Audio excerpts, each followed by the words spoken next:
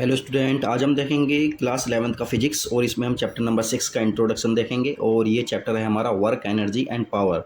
तो इन सब के बारे में हम देखेंगे। इससे पहले हमारा 5th चैप्टर था लॉज ऑफ मोशन, वो सब हमने देखा और आज हम इस चैप्टर में इसका इंट्रो देखेंगे और उसके बाद में फिर हम कभी डिटेल में पढ़ेंगे इसे। तो आज देखिए, सबसे पहले इसमें क्या आता है, वर्क आता है। वर्क क्या होता है हमारा, देखिए work is said to be done. Work कहा जाएगा कि हाँ वर्क हो गया है व्हेन एवर, जब कभी अ फोर्स एक्ट, जब कभी कोई फोर्स एक्ट करेगा ऑन अ बॉडी, जब कभी कोई फोर्स किसी बॉडी पर एक्ट करता है and the body moves through some distance, और बॉडी कुछ डिस्टेंस मूव कर जाए in the direction of force, force की डायरेक्शन में जब कोई बॉडी मूव कर जाए फोर्स लगाने पर, तो क्या कहा जाता है कि work is to be done. यानी मतलब क्या हुआ, वर्क हो चुका है यानी वर्क हुआ है।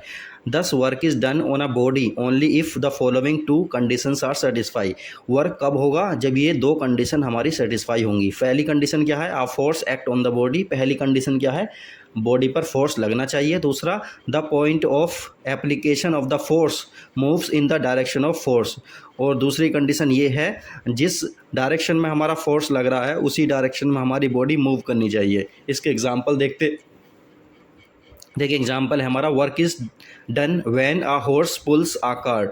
जब कोई हॉर्स पुल करता है किसी कार्ट को, तो क्या होता है, यानी गाड़ी को जब घोड़ा क्या करता है, पुल करता है, तो वर्क कहा जाता है कि वर्क हुआ है। An engine pulls a train, जब कोई इंजन किसी गाड़ी को पुल करता है तो कहा जाता है कि वर्क हुआ है। A man goes up a hill, जब कोई man goes up a hill मतलब हिल पर चढ़ता है, पहाड़ी पर चढ़ता है, तो क्या कहा जाता है, वर्क हुआ है।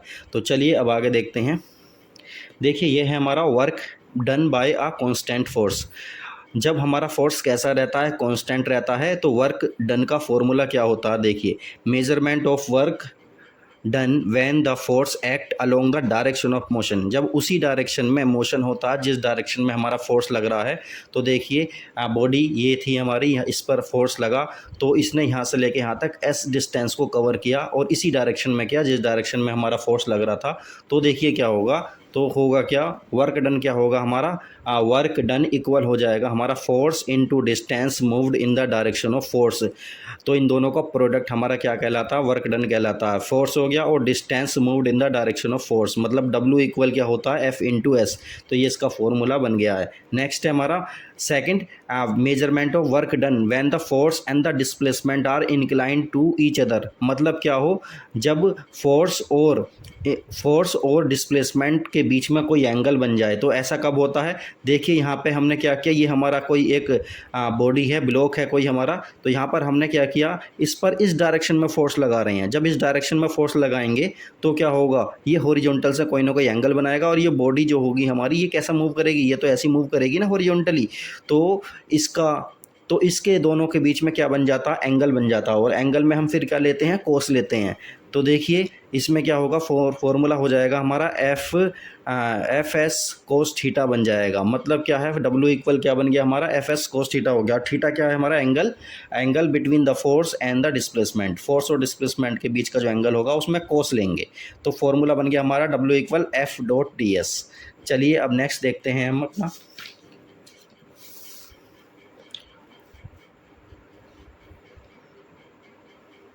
नेक्स्ट है हमारा नेचर ऑफ फोर्स। देखिए फोर्स जो होता है हमारा एक स्केलर क्वांटिटी होता है। तो देखिए अब हमारा, देखिए फोर्स कब पॉजिटिव होगा, कब नेगेटिव होगा या कब ज़ीरो होगा, उन सब के बारे में बात करेंगे। देखिए फोर्स हमारा पॉजिटिव कब होगा, जब फोर्स जिस डायरेक्शन में लग रहा है उसी डायरेक्शन में डिस्प्लेसमेंट हो बॉडी का। तो फोर्स हमारा क्या कहलाता है, फोर्स हमारा पॉजिटिव फोर्स कहलाता है। तो if a force acting on a body has a component in the direction of the displacement, then the work done by the force is positive. तो जिस डायरेक्शन में हमारा फोर्स लग रहा है और उसी डायरेक्शन में हमारा क्या हो रहा है, डिस्प्लेसमेंट हो रहा है, तो पॉजिटिव वर्क कहलाएगा। इसी तरह से देखिए इसका एग्जांपल देख लेते हैं। इसका एग्जांपल क्या है, when a body falls freely under gravity. जब कोई बॉडी ऊपर से नीचे गिरती है फ्रीली, मतलब ग्रेविटी के अंडर में गिरती है, तो work done by the gravity is positive. तो ग्रेविटी ने जो उस पर वर्क किया पॉजिटिव होगा। When a horse pulls a cart the applied force and the displacement are in the same direction. जब कोई हॉर्स यानी घोड़ा कोई घोड़े गाड़ी को खींचता है तो क्या होता है, जिस डायरेक्शन में हमारा फोर्स लग रहा है उसी डायरेक्शन में डिस्प्लेसमेंट होता है, तो फोर्स तो वर्क डन हमारा कैसा होता है, पॉजिटिव होता है। इसी तरह से और भी एग्जांपल हो सकते हैं। अब हम देखते हैं नेगेटिव वर्क डन के बारे में। देखिए, जब जिस डायरेक्शन में हमारा फोर्स लग रहा है उसके अपोजिट डायरेक्शन में जब डिस्प्लेसमेंट होता है तो वो कहलाता है हमारा नेगेटिव वर्क कहलाता है। और देखिए, if a force acting on the body has a component in the opposite direction of the displacement the work done is negative. तो वर्क डन हमारा कैसा होता है, नेगेटिव होता है। तो देखिए इसमें हुआ क्या, हमने देखिए फोर्स तो इस डायरेक्शन में लगाया है लेकिन बॉडी में डिस्प्लेसमेंट इस डायरेक्शन में हो गया। इसका एग्जाम्पल इस तरह से देख लेते हैं। When a body slides against a rough horizontal surface its displacement is opposite to the force of friction. मतलब क्या है, जब किसी रफ सरफेस पर बॉडी को मूव कराते हैं तो जो फोर्स ऑफ फ्रिक्शन होता है उसके मोशन के क्या होता है, अपोजिट डायरेक्शन में वर्क करता है। तो ये एग्जांपल है हमारा नेगेटिव वर्क का। इसी तरह से देखिए नेक्स्ट है हमारा when brakes are applied to a moving vehicle. जब व्हीकल कोई चलता है, कोई गाड़ी वगैरह चलती है, तो जब उस पर ब्रेक लगाए जाते हैं तो ब्रेक कैसे लगाए जाते हैं, work done by the braking force is negative, क्योंकि ब्रेक दूसरी डायरेक्शन में लगाए जाते हैं और मोशन उसमें दूसरी डायरेक्शन में होता है। तो इसके और भी एग्जाम्पल हो सकते हैं। नेक्स्ट देखिए हमारा जीरो वर्क। देखिए जीरो वर्क का क्या मतलब है, work done by force is zero if the body gets displayed along a direction perpendicular to the direction of the applied force।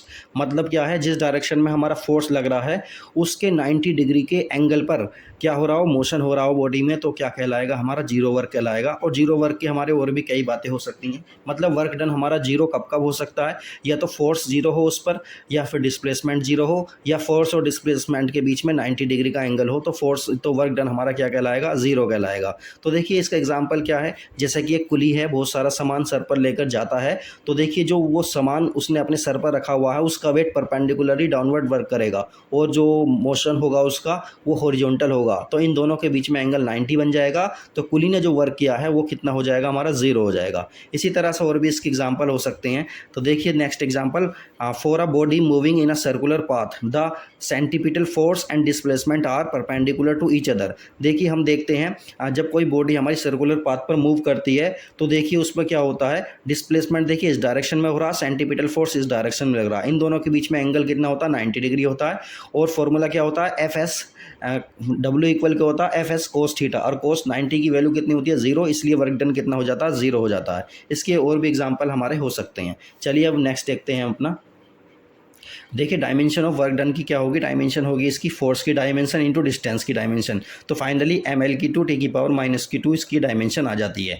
अब हम यूनिट के बारे में बात करते हैं। वर्क की यूनिट क्या होती है, देखिए वर्क की जो एसआई यूनिट होती है वो होती है जूल, JOULE जूल।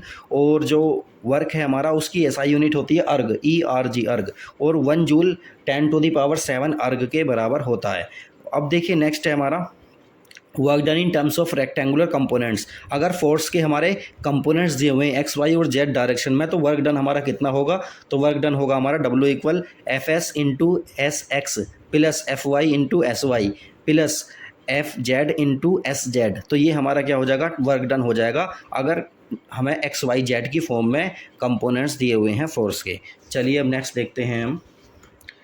देखिए नेक्स्ट है हमारा कि work done bye a variable force. अगर फोर्स हमारा क्या है, वेरिएबल है, फोर्स क्या है हमारा, बदल रहा है, कभी कम हो रहा है कभी ज़्यादा हो रहा है, तो वर्क डन कितना होता है, देखिए उसके लिए फॉर्मूला है हमारा F इंटू डेल एक्स। इसका क्या मतलब है, एरिया ऑफ रेक्टेंगुलर ABCD। मतलब ये जो पार्ट है इसका जब एरिया निकाल लेंगे, ये ग्राफ किस किस का है, F और DX का, F और एक्स का ग्राफ है। इसका मतलब क्या है, फोर्स और डिस्प्लेसमेंट के ग्राफ में जब हम क्या निकाल लेते हैं, हम एरिया निकाल लेते हैं, तो वो हमारा क्या बन जाता है, वर्क डन बन जाता है। ये किस केस में है, वेरिएबल वाले केस में है। और इसका फॉर्मूला हमारा क्या बनता है, W equal limit del x tends to 0 sigma XI FX। और ये हो गया F डेल एक्स। मतलब इसको हम इंटीग्रेशन वाली फॉर्म में लिख सकते हैं, F डॉट DX का इंटीग्रेशन XI से FXF तक, मतलब इनिशियल से फाइनल तक। तो ये निकाल सकते हैं हम। अब नेक्स्ट देखते हैं हम। चलिए अब एनर्जी के बारे में बात करते हैं। देखिए एनर्जी क्या है, energy of a body is defined as its capacity और ability to do work. Energy क्या होती है, किसी काम को करने की एबिलिटी को हम क्या कहते हैं, एनर्जी कहते हैं। मतलब अगर हमारे अंदर एनर्जी नहीं होगी तो हम वर्क ही नहीं कर पाएंगे, इसलिए एनर्जी क्या है, energy is defined as the capacity और एबिलिटी टू डू वर्क। काम करने की जो एबिलिटी है या कैपेसिटी है उसको एनर्जी कहते हैं। एनर्जी एक स्केलर क्वांटिटी होती है और एनर्जी की डायमेंशन भी वही होती है जो वर्क डन की डायमेंशन होती है। और ऐसा यूनिट जो है एनर्जी का क्या होता है, जूल होता है, और सीजीएस में क्या होता है, अर्ग होता है, मतलब वर्क जैसा ही होता है।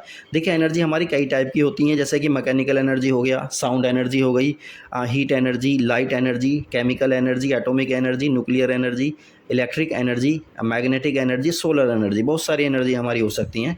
तो चलिए देखते हैं अब हम मैकेनिकल एनर्जी के बारे में बात करते हैं। The energy produced by mechanical means is called mechanical energy. मतलब वो एनर्जी जो मैकेनिकली हमें मिलती है उस एनर्जी को क्या कहते हैं, मैकेनिकल एनर्जी कहते हैं। मैकेनिकल एनर्जी हमारी दो तरह की होती हैं, एक होती है हमारी काइनेटिक एनर्जी, एक होती है हमारी पोटेंशियल एनर्जी। तो काइनेटिक एनर्जी को पढ़ते हैं। The energy possessed by a body by virtue of its motion is called its kinetic energy. मतलब जब बॉडी के अंदर मोशन होता है तो उसके अंदर काइनेटिक एनर्जी आ जाती है। यानी कि मतलब क्या हुआ, मतलब ये हुआ जब किसी बॉडी के अंदर मोशन हो और उस मोशन की वजह से जो एनर्जी आती है उसे काइनेटिक एनर्जी बोलते हैं। जैसे कि इसके एग्जांपल यहाँ देख लेते हैं। A moving hammer drives a nail into the wood. मतलब मूविंग हैमर मतलब जब हथौड़े से हम कील को ठोकते हैं तो हथौड़े के अंदर काइनेटिक एनर्जी आ जाती है और वो नेल मतलब कील को वुड के अंदर जो है ले जाती है। ठीक है, उसके बाद देखा a fast moving stone can break a window pan.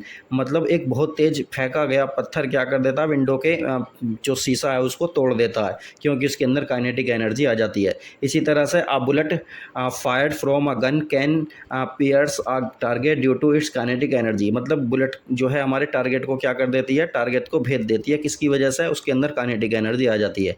और भी बहुत सारे हो सकते हैं। The kinetic energy of air is use to run wind mill. Kinetic energy की हेल्प से ही हम क्या करते हैं, विंड मिल को चलाते हैं।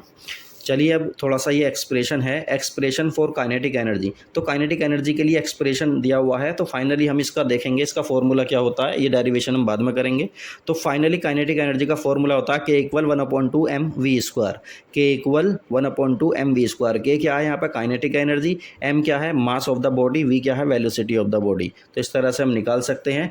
चलिए अब आगे देखते हैं relation between kinetic energy and linear momentum. ये बहुत ज़्यादा इंपॉर्टेंट रिलेशन है, तो इसका हमें याद रखना है। तो फॉर्मूला हमारा बनता है इसका P equal √2mk, where P क्या है यहाँ पर, P है मोमेंटम है, लीनियर मोमेंटम, और M क्या है mass of the body, K क्या है काइनेटिक एनर्जी। तो फॉर्मूला बना हमारा P इक्वल √2mk। ये फाइनली बन गया और ये बहुत ज़्यादा इंपॉर्टेंट फॉर्मूला है। नेक्स्ट है हमारा work energy theorem. Work energy theorem देखिए क्या है, इसके बारे में देखते हैं। देखिए it states that the work done by the net force acting on a body is equal to the change produced in the kinetic energy of the body. मतलब क्या है, वर्क एनर्जी थ्योरम ये कहती है कि जो it states that the work done by the force, जो force work करता है किसी बॉडी पर, जो किसी बॉडी पर लगा हुआ है, जो वो वर्क डन करता है वो किसके इक्वल हो जाता है, change produce in the kinetic energy. तो काइनेटिक एनर्जी में जो चेंज हुआ है वो उसके बराबर हो जाता है। तो इसके लिए देखिए इसके लिए प्रूफ है, ये छोटा सा प्रूफ है, बहुत इंपॉर्टेंट प्रूफ होता है ये। तो इसके लिए हम देख लेते हैं। देखिए फाइनली इसका स्टेटमेंट क्या आता है, final kinetic energy minus initial kinetic energy किसके बराबर आ जाता है, वर्क डन के बराबर आ जाता है। मतलब काइनेटिक एनर्जी का जो हमारा डिफरेंस आएगा वो किसके बराबर आ जाता है, वर्क डन के बराबर आ जाता है। वर्क डन क्या है, जब किसी बॉडी पर फोर्स लगाते हैं और बॉडी में मोशन हो जाता है या बॉडी डिस्प्लेस हो जाती है तो उसको कहते हैं वर्क डन। और ये वाला वर्क डन किसके बराबर हो जाएगा, final kinetic energy minus initial kinetic energy के बराबर हो जाएगा। तो ये प्रूफ बहुत इंपॉर्टेंट है, इसको भी हम देखेंगे। नेक्स्ट है हमारा पोटेंशियल एनर्जी। ये भी मैकेनिकल एनर्जी का ही एक पार्ट होता है। तो देखिए पोटेंशियल एनर्जी क्या है हमारी, potential energy is the energy stored in a body. Potential energy वो एनर्जी होती है जो स्टोर्ड हो जाती है किसी बॉडी में और अ सिस्टम में by virtue of its position in a field of force और by its configuration. Potential energy वो एनर्जी होती है जो किसी बॉडी में स्टोर हो जाती है, किसकी वजह से, या तो उसकी पोजीशन की वजह से। पोजीशन का क्या मतलब है, वो हॉरिजॉन मतलब वो क्या है, अर्थ सरफेस से ऊपर की साइड को हम रख देते हैं, जितनी हाइट पर रखेंगे उतनी ज़्यादा उसके अंदर पोटेंशियल एनर्जी आ जाएगी, या उसकी कॉन्फ़िगरेशन की वजह से उसके अंदर एनर्जी आ जाती है। तो इन दोनों के बारे में ही हम देखते हैं।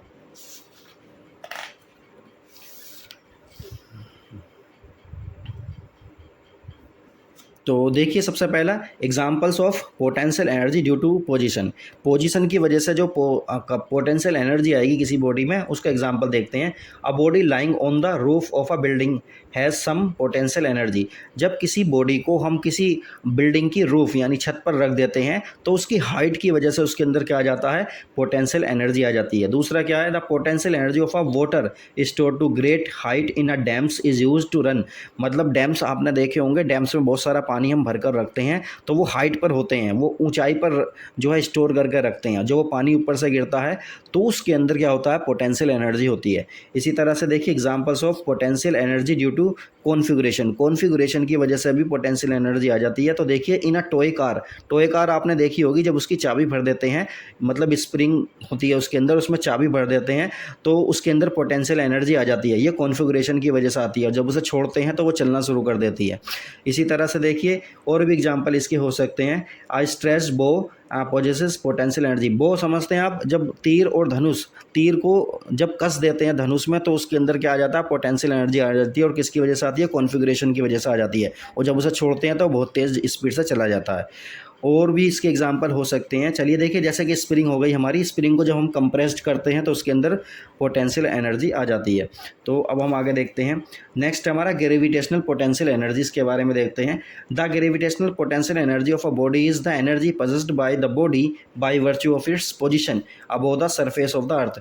जब किसी बॉडी को हम अर्थ सरफेस से ऊंचाई पर लेकर जाते हैं तो उसके अंदर क्या आ जाता है, पोटेंशियल एनर्जी आ जाती है। और उसका फाइनली फॉर्मूला होता है हमारा U = mgh। यू क्या है हमारा, पोटेंशियल एनर्जी, m क्या है, mass of the body, g है एक्सीलरेशन ड्यू टू ग्रेविटी और h क्या है, हाइट। ये हाइट कौन सी है, उस बॉडी की अर्थ सरफेस से हाइट है। कितनी, जितनी ज़्यादा हाइट पर वो बॉडी रखी होगी उतनी ज़्यादा उसके अंदर क्या होगा, पोटेंशियल एनर्जी होगी। चलिए अब हम नेक्स्ट देखते हैं। देखिए कंजर्वेटिव फोर्स और नॉन कंजर्वेटिव फोर्स के बारे में हम पढ़ेंगे। तो पहले पढ़ेंगे हम conservative force. A force is conservative. Force conservative कब होगा, if the work done by the force in displacing a particle from one point two another is independent of the path followed by the particle and depends only on the ends point. मतलब क्या है, देखिए यहाँ से देखिए इस चीज़ को, हमने क्या किया, एक जो है पार्टिकल था हमारा ए पोजीशन पर था, हमने फोर्स लगाया, उसको फोर्स लगाने के बाद हमने उसको एक पहले रास्ते से क्या कर दिया, हमने उसको बी पर पहुंचा दिया, मतलब हमने वर्क डन कर दिया। और या फिर हमने उस पर वर्क लगाकर दूसरे रास्ते से, दूसरे पास से हमने क्या किया, उसको बी पोजीशन पर पहुंचा दिया। तो कंजर्वेटिव फोर्स का मतलब ये है कि जब हमारा वर्क डन डिपेंड ना करे, मतलब ये दोनों का ही आंसर क्या आएगा, सेम आएगा, चाहे इस रास्ते से लेकर जाओ चाहे उस रास्ते से लेकर जाओ। तो ये रास्ता चाहे कोई भी हो, बस पहला पॉइंट और आखिरी पॉइंट यानी फाइनल पॉइंट और इनिशियल पॉइंट दोनों पर डिपेंड करता हो, तो ऐसा फोर्स हमारा क्या कहलाता है, कंजर्वेटिव फोर्स कहलाता है। और देखिए इसमें क्या होता है, इसके एग्जांपल देख लेते हैं कंजर्वेटिव फोर्स के, जो कि पाथ पर डिपेंड नहीं करता, इनिशियल और फाइनल पॉइंट पर डिपेंड करता है। तो देखिए ये हो गया हमारा ग्रेविटेशनल फोर्स, हमारा इसका एग्जांपल है कंजर्वेटिव फोर्स का। इसी तरह से electrostatic force and elastic force of a spring are all conservative force. ये सारे फोर्सेस हमारे क्या हैं, कंजर्वेटिव फोर्स होते हैं। नेक्स्ट है हमारा नॉन कंजर्वेटिव फोर्स, इसके बारे में देखते हैं। तो देखिए नॉन कंजर्वेटिव फोर्स वो फोर्स होता है जो डिपेंड करता हो, पाथ पर डिपेंड करता हो, मतलब रास्ते पर डिपेंड करता हो। अगर पहले रास्ते से लेकर जाएंगे तो वर्क डन कुछ और होगा, दूसरे रास्ते से लेकर जाएंगे तो वर्क डन कुछ और होगा। इसका मतलब क्या है, ये पाथ पर डिपेंड करता है। तो नॉन कंजर्वेटिव फोर्स पाथ पर डिपेंड करने वाले फोर्स को हम बोलते हैं। इसकी डेफिनेशन यहाँ लिखी हुई है, एग्जाम्पल देख लेते हैं। Forces of friction, friction force देखिए, अगर हम एक साइड को मूव करते हैं तो दूसरी साइड को फ्रिक्शन लगेगा, और जब दूसरी साइड को मूव करेंगे तो फोर्स ऑफ फ्रिक्शन दूसरी साइड को लगता है। इसी तरह से विस्कोसिटी, और जो विस्कोसिटी है ये भी क्या है, हमारे नॉन कंजर्वेटिव फोर्सेस हैं। चलिए अब आगे देखते हैं हम। देखिए ये है हमारा principle of conservation of mechanical energy. Principle of conservation of mechanical energy, इसका क्या मतलब है, this principle states that if only the conservative forces are doing work on the body then its total mechanical energy, मतलब kinetic energy plus potential energy remains constant. मतलब अगर किसी body पर कौन से फोर्स लग रहे हैं, कंजर्वेटिव फोर्स लग रहे हैं। कंजर्वेटिव फोर्स कौन से होते हैं, जो पाथ पर डिपेंड नहीं करते। अगर किसी बॉडी पर कंजर्वेटिव फोर्स लग रहे हैं और वो बॉडी पर क्या करते हैं, वर्क करते हैं, तब इसकी मैकेनिकल एनर्जी कांस्टेंट रहती है। और मैकेनिकल एनर्जी कौन सी होती है, kinetic energy plus potential energy कैसी रहती है, कांस्टेंट रहती है। तो इसका लिए फॉर्मूला फाइनल देख लेते हैं। फाइनल फॉर्मूला है इसका के initial plus you initial equal के फाइनल प्लस यू फाइनल, मतलब kinetic inertial kinetic energy plus initial potential energy किसके इक्वल हो जाएगी, final kinetic energy plus final potential energy के इक्वल हो जाती है। तो चलिए अब नेक्स्ट देखते हैं। देखिए नेक्स्ट हमारा ये एक डेरिवेशन है, ये भी बहुत इंपॉर्टेंट है, इसको देख कर जाना है ज़रूर, इसको भी हम कराएंगे बाद में। Conservation of mechanical energy in case of a freely falling body. जब फ्रीली फॉलिंग बॉडी यानी ऊपर से कोई बॉडी जब गिर रही है तो उसके अंदर मैकेनिकल एनर्जी हमारी कैसी रहती है, कंजर्व रहती है, ये हमें प्रूव करके दिखाना है।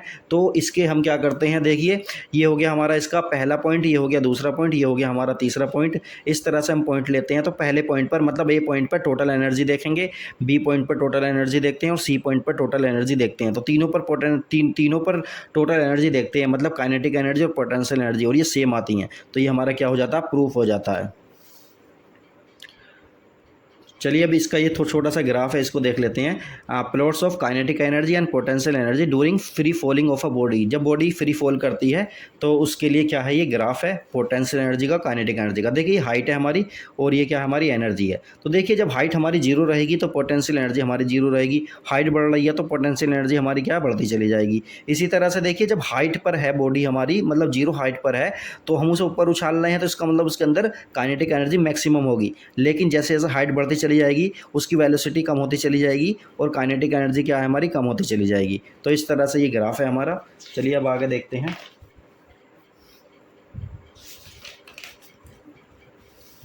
चलिए अब ये देखते हैं potential energy of a spring. Spring की पोटेंशियल एनर्जी के लिए देखिए क्या है, देखिए यहाँ देखिए ध्यान से, ये हमारी क्या है, स्प्रिंग है और यहाँ पर ये हमारा ब्लॉक रखा हुआ है। तो देखिए जब हम इसको ब्लॉक को यहाँ पर खींचते हैं तो इसमें एलोंगेशन होता है स्प्रिंग में, और स्प्रिंग ये चाहेगी कि अपनी इनिशियल पोजीशन में इसको ले आए। तो हमने क्या किया, इस पर फोर्स लगाया और इसके अंदर एनर्जी आ जाती है। इसी तरह से देखिए स्प्रिंग की जब इनिशियल पोजीशन जो थी उससे हमने इसे क्या कर दिया, कंप्रेस कर दिया, तब भी स्प्रिंग क्या चाहेगी कि अपनी इनिशियल पोजीशन में आ जाए। तो यहाँ पर भी क्या हुआ, इसकी कॉन्फ़िगरेशन की वजह से इसमें और इसमें क्या आ जाएगी, हमारी एनर्जी आ जाती है। और उस एनर्जी को हम क्या बोलते हैं, उसका फॉर्मूला देख लीजिए। U इक्वल होता है हमारा 1/2 के एक्स एम स्क्वायर। तो यहाँ पर क्या क्या चीज़ें हैं, ये हमारा क्या है, स्प्रिंग कांस्टेंट होता है के क्या है यहाँ पर, स्प्रिंग कांस्टेंट है, और एक्स क्या है यहाँ पर, एक्स हमारी डिस्टेंस है, कितने डिस्टेंस को हमने उसे जो स्प्रिंग को मूव कराया है। चलिए अब नेक्स्ट देखते हैं हम।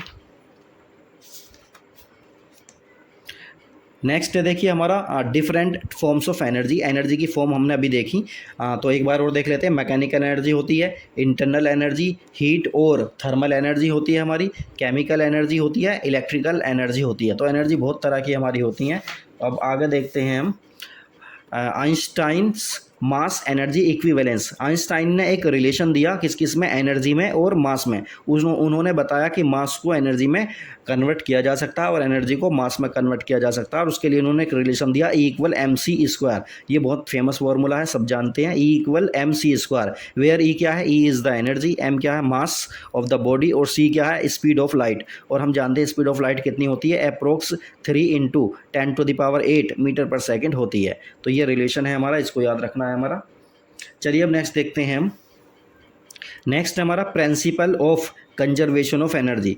एनर्जी का कंजर्वेशन का प्रिंसिपल क्या होता है, तो देखिए इसको समझ लेते हैं। देखिए पहला क्या है, energy can neither be created nor destroyed. Energy को ना तो डिस्ट्रॉय किया जा सकता है ना ही क्रिएट किया जा सकता है। It may be transformed from one form to another. Energy को एक फॉर्म से दूसरी फॉर्म में कन्वर्ट किया जा सकता है। नेक्स्ट हमारा the total energy of an isolated system remains constant. जब सिस्टम हमारा कैसा है, आइसोलेटेड है, मतलब वो किसी और से टच नहीं है, अटैच नहीं है, तो उस सिचुएशन में क्या होगा, टोटल एनर्जी हमारे सिस्टम की क्या रहेगी, कांस्टेंट रहती है। ये क्या है, हमारे laws of conservation of energy हैं। नेक्स्ट देखते हैं हम। चलिए पावर के बारे में हम पढ़ लेते हैं। देखिए पावर क्या है, power is defined as the rate of doing work. Power क्या है, रेट है किसका, वर्क करने का। तो इसका मतलब क्या, P इक्वल हो गया हमारा W/T। जब वर्क डन को हम टाइम से डिवाइड कर देते हैं तो पावर बन जाता है। और पावर एक स्केलर क्वांटिटी होती है, और पावर का जो डायमेंशन होती है वो W/T की फॉर्म से निकाल लेंगे। W की डायमेंशन ऊपर लिखेंगे, टाइम की डायमेंशन नीचे लिखेंगे, तो पावर की जो डायमेंशन आ गई mL² T⁻³ आ जाती है। इसी तरह से देखिए जो हमारी यूनिट्स हैं पावर की, वो होती है वाट, WATT वाट, और इसे कैपिटल W से रिप्रेजेंट करते हैं। और इसी तरह से देखिए 1 किलोवाट इक्वल होता है 1000 1000 वाट के बराबर होता है और इसे इस फॉर्म में लिखा जा सकता है। इसी तरह से 1 हॉर्स पावर होता है 746 वाट के बराबर होता है। 1 HP किसके बराबर होगा? 746 वाट के बराबर होता है। इसी तरह से देखिए power as dot product, power एक डॉट प्रोडक्ट भी होती है और किस किस की डॉट प्रोडक्ट होती है? तो इसे हम लिख सकते हैं P = F × V। F क्या है? हमारा फोर्स है, V क्या है? हमारी वेलोसिटी है। तो इस फॉर्म में भी हम पावर को लिख सकते हैं और फाइंड आउट कर सकते हैं। नेक्स्ट हमारा किलोवाट आवर। किलोवाट आवर और board of trade unit is the commercial unit of electrical energy. 1 kilowatt hour is the electrical energy consumed by an appliance of 1000 watt in 1 hour. मतलब क्या है? एक घंटे में 1000 वाट का जो अप्लाइंस हमारा जितनी भी एनर्जी को यूज़ करता है, कंज्यूम करता है, उसे क्या बोलते हैं? 1 किलोवाट आवर बोलते हैं। और ये यूनिट, ये हमारी जो बिजली की यूनिट होती है उसको बताता है। तो 1 किलोवाट आवर kWh जो होता है हमारे मीटर में, वही यूनिट होती है हमारी जो बिजली में खर्च होती हैं। तो देखिए 1 किलोवाट आवर किसके बराबर 3.6 × 10⁶ जूल के बराबर ये होता है। चलिए अब नेक्स्ट देखते हैं। नेक्स्ट देखिए हमारा कोलिजन। तो देखिए कोलिजन क्या होता है? कोलिजन का सिंपल सा मतलब है आपस में टक्कर लगना। Collision is said to be occur. एक कोलिजन कब कहलाएगा कि हाँ कोलिजन हुआ है? तो बिटवीन टू बॉडीज, दो बॉडी के बीच में, either if they physically collide, या तो वो फिजिकली दोनों आपस में कोलाइड करें अगेंस्ट ईच अदर, एक दूसरे के साथ, और if the path of one is affected by the force exerted by the other, या फिर क्या हो, उन दोनों का पाथ जो है अफेक्ट हो जाए दूसरे की वजह से। तो कोलिजन हमारा दो तरह का हो सकता है, तो फिजिकल हो सकता है या फिर हम बोल सकते हैं कि वो वर्चुअल हो रहा है। लेकिन दोनों में क्या होता है? बॉडी में जो है अफेक्टेड होती हैं दोनों बॉडी। इसका मतलब क्या हुआ? मतलब या तो बॉडी में डायरेक्टली टक्कर हो जाए, फिजिकली टक्कर हो जाए, या फिर हो यानी कि मतलब क्या है, बॉडी में क्या हुआ, एक बॉडी जा रही है, दूसरी बॉडी जो है वो भी जा रही है, तो उसकी वजह से पहली बॉडी के रास्ते में कोई जो है डाइवर्जन हो जाए, तो उस तरह से भी वो कोलिजन ही कहलाता है। चलिए आगे देखते हैं इसमें।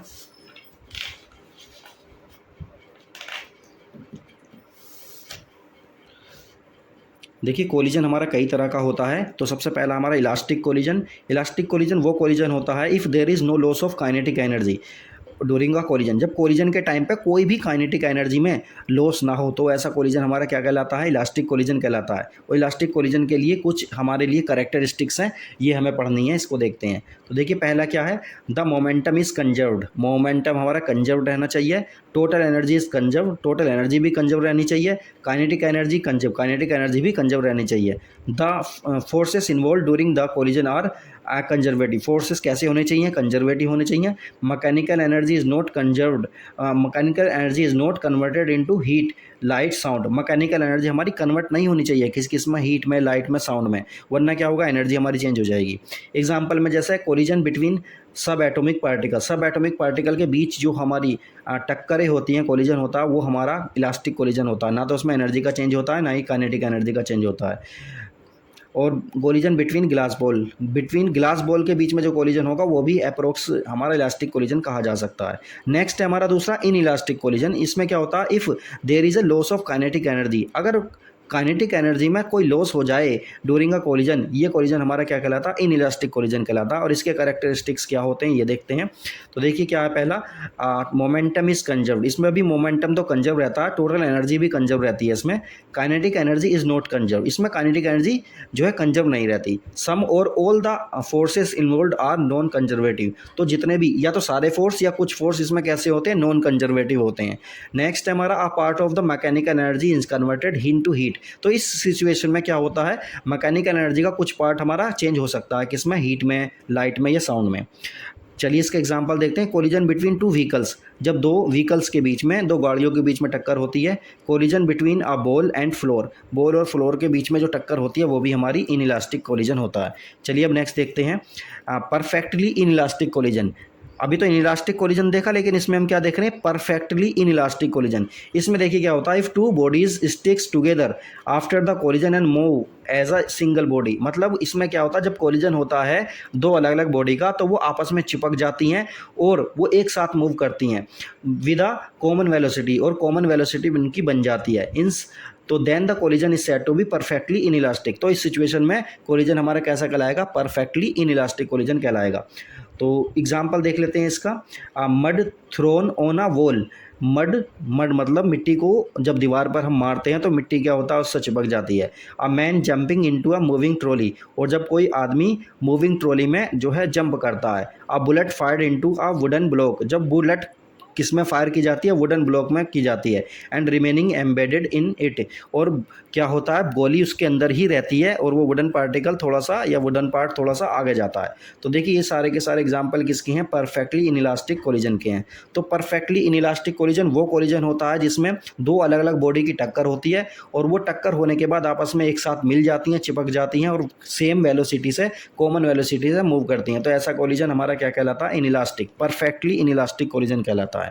नेक्स्ट है हमारा सुपर इलास्टिक और एक्सप्लोसिव कोलिजन।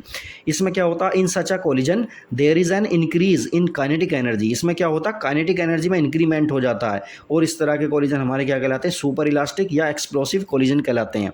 इसका एग्जांपल देखिए, bursting of a cracker when it hits the floor forcefully, the collision of a trolley with another may release a compressed spring and thereby releasing the energy stored in the body. मतलब जब जो crackers समझते हैं हम, बम वगैरह पटाखे वगैरह होते हैं, जब वो एक्सप्लोड होते हैं, मतलब वो जब उसमें जो है आग लगाते हैं तो क्या होता है, फट जाते हैं। जब फट जाते हैं तो उनकी जो एनर्जी होती है वो बढ़ जाती है बहुत ज़्यादा। तो ये इसके एग्जाम्पल होंगे। इसी तरह से देखिए नेक्स्ट है हमारा हेड ऑन और वन डायमेंशनल कोलिजन। ऐसा कोलिजन जो हेड ऑन हो या एक ही डायरेक्शन में हो, it is the collision in which the colliding bodies move along the same straight line, जब सेम स्ट्रेट लाइन पर बॉडीज हमारी चलती हैं before and after the collision, collision से पहले भी और कोलिजन के बाद भी। तो इस तरह का कोलिजन हमारा कहलाता है हेड ऑन कोलिजन या वन डायमेंशनल कोलिजन कहलाता है। एग्जांपल है इसके, collision between two railway compartment, जब दो रेलवे कंपार्टमेंट के बीच टक्कर होती है तो वो देखिए एक ही स्ट्रेट लाइन में चलते हैं, एक ही पटरी पर आते हैं, टक्कर से पहले भी और टक्कर के बाद भी।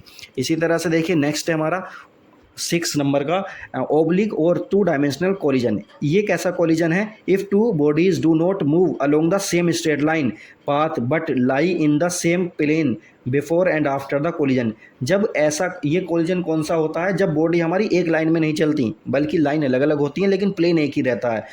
तो इस तरह के कोलिजन को हम क्या कहलाते हैं, ओब्लिक कोलिजन कहते हैं या फिर टू डायमेंशनल कोलिजन इसको कहते हैं। इसके एग्जांपल कहेंगे हम collision between two carrom coin के बीच में जो हमारा कोलिजन होता है वो हमारा कहा जा सकता है ओब्लिक कोलिजन कहा जा सकता है या टू डायमेंशनल कोलिजन कहा जा सकता है। चलिए अब नेक्स्ट देखते हैं। नेक्स्ट हमारा elastic collision in one dimension. तो ये इसका देखिए डेरिवेशन है, इलास्टिक कोलिजन वन डायमेंशन। तो इसी तरह से देखिए इसकी हम वेलोसिटी देखेंगे। पहले हम ये देख लेते हैं, देखिए दो बॉडी है हमारी, तो देखिए बॉडी हमारी ए है, इसका मास m1 है और इसकी वेलोसिटी u1 है। इसी तरह से बॉडी बी है, इसका मास m2 है और इसकी वेलोसिटी u2 है। तो देखिए इसकी जो वेलोसिटी होगी हमारी ज़्यादा होगी, इसकी वेलोसिटी कम होगी, तो कुछ देर बाद ये आपस में क्या होंगे, टक्कर लगेगी। ये बिफोर कोलिजन से पहले का सिचुएशन है, ये कोलिजन के टाइम की कोलिजन के टाइम का जो है क्या है, ये सिचुएशन है। तो दोनों की आपस में देखो टक्कर हो रही है। टक्कर के बाद क्या होगी, इनकी मास तो देखिए सेम रहेगा लेकिन वेलोसिटी इनकी क्या होगी, बदल जाएंगी। इसकी वेलोसिटी v1 हो जाएगी, इसकी वेलोसिटी v2 हो जाएगी। तो फाइनली इनकी वेलोसिटी v1 v2 कितनी होगी, इन सबको फाइंड आउट करने के लिए देखिए फॉर्मूला होता है velocities of the bodies after the collision. तो कोलिजन के बाद इनकी वेलोसिटी कितनी हो जाएगी, v1 देखिए कितनी हो जाएगी हमारी, m1 minus m2 upon m1 plus m2 into u1 plus 2m2 upon m1 plus m2 into u2। ये होगी हमारी वेलोसिटी v1 फाइंड आउट कर सकते हैं। इसी तरह से v2 को भी फाइंड आउट किया जा सकता है इस फॉर्मूले की हेल्प से।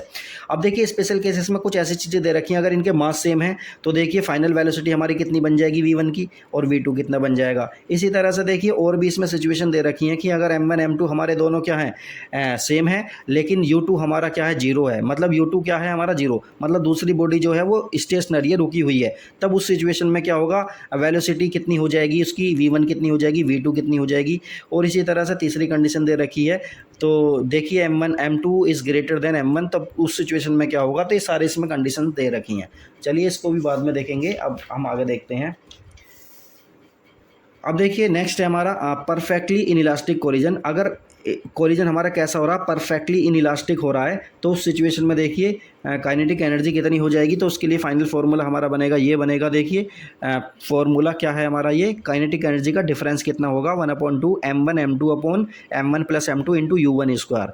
इसी तरह से देखिए इनके फाइनल और जो है इनिशियल काइनेटिक एनर्जी का रिलेशन हम निकाल सकते हैं। Final kinetic energy upon initial kinetic energy कितनी हो जाएगी हमारी, m1 प्लस m2 हो जाएगी। इसी तरह से देखिए इलास्टिक कोलिजन इन 2 डायमेंशन, अगर 2 डायमेंशन में हमारा क्या हो रहा है, कोलिजन हो रहा है, इसको देखिए ध्यान से समझिए। देखिए m1 बॉडी थी, ये m2 बॉडी थी, ये दोनों क्या है, m1 वेलोसिटी से, ये u1 वेलोसिटी से यहाँ जा रही है और ये रेस्ट में थी, इनमें आपस में टक्कर हुई। टक्कर होने के बाद देखिए क्या होगा, ये 2 पार्ट में चली गई, m1 इधर चलेगी, m2 इधर चलेगी, और ये हॉरिजॉन्टल से एंगल θ1 बना रही है, हॉरिजॉन्टल से एंगल ये θ2 बना रही है। तो देखिए इसमें क्या हुआ हमारा, ये m1 है, m1 की देखिए वेलोसिटी क्या होगी, देखिए v2 वेलोसिटी ये होगी, और इसके 2 कंपोनेंट हॉरिजॉन्टल और वर्टिकल हम निकाल लेंगे, और इसके देखिए v2 ये हो गया v2 साइन θ2, v2 कोस θ2। इसी तरह से देखिए यहाँ पर देखिए v1 वेलोसिटी से ये इस डायरेक्शन में जा रहा है, तो इसके भी 2 कंपोनेंट बना लेंगे हम, v1 कोस θ1, v1 साइन θ1 बना लेंगे। तो इसको जब हम इस तरह से फाइंड आउट करते हैं,